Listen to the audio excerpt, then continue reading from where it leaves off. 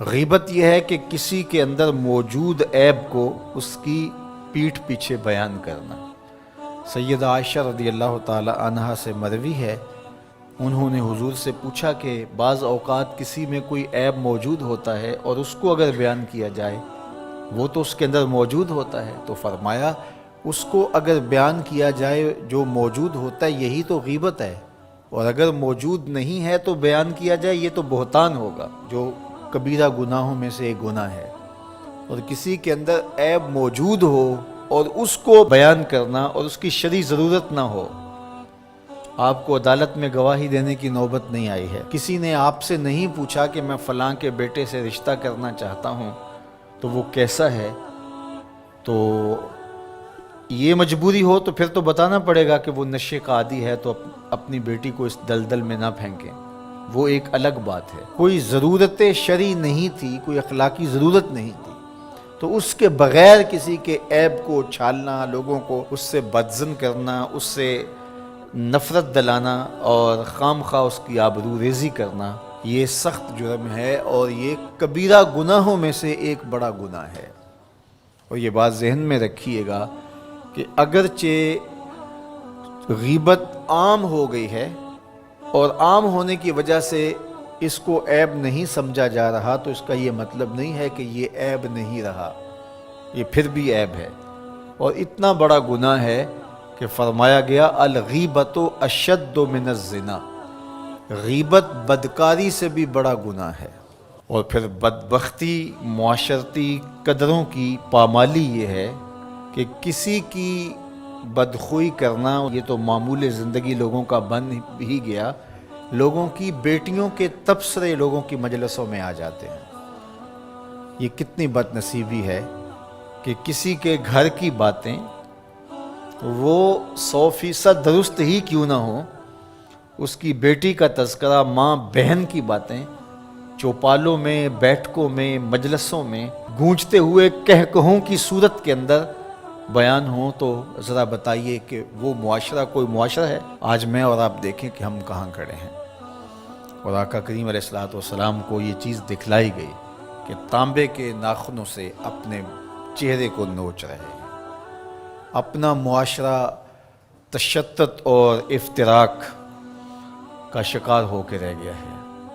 یہاں یہ بات بھی میں کہنا چاہوں گا کہ بریکنگ نیوز کے نام سے جس طرح سے چینلز کی دوڑ لگی ہوئی ہے، اور اس میں یہ نہیں دیکھا جاتا کہ کسی کی عزت کو اچھالنا قرار پا رہا ہے اور اس کا کیا نقصان اس معاشرے میں ہوتا ہے۔ اور تیسری بات یہ ہے کہ برائی کو نشر کرنے سے برائی کی حوصلہ افزائی بھی ہوتی ہے اور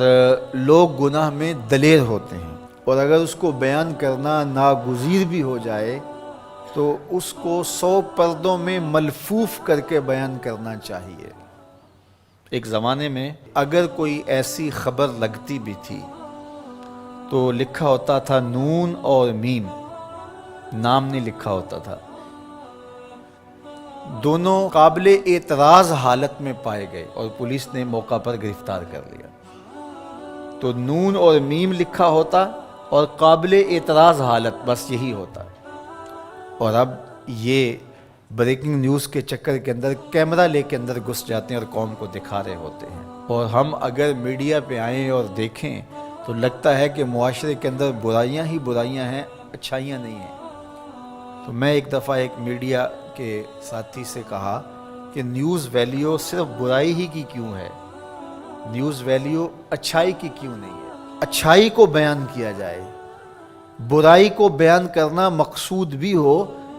تو اس کے لیے ملفوف لفظ ہونے چاہیے۔ آپ سورہ یوسف پڑھ سکتے ہیں، قرآن مجید کا اسلوب دیکھ سکتے ہیں، پوری سورت کے اندر منفی کرداروں کا نام نہیں ہے، چاہے وہ حضرت یوسف علیہ السلام کے بھائی ہوں یا عزیز مصر کی بیوی ہو، ان کا کنایے سے ذکر کیا گیا۔ اور جو مثبت کردار تھے،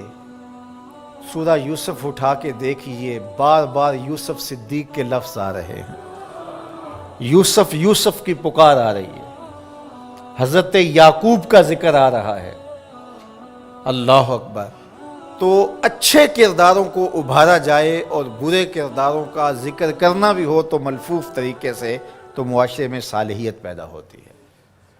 لیکن جب ہمارا مقصود ریٹنگ ہو، ہمارا مقصود پیسہ ہو، ہمارا مقصود بیرونی نادیدہ ہاتھوں کا ایجنڈا ہو، تو پھر ہم ہوش و حواس میں نہیں ہوتے، پھر جو ہم سے کروایا جاتا ہے ہم وہی کر رہے ہوتے ہیں۔ یہ بد نصیبی ہے اور یہ دردناک کہانی ہے۔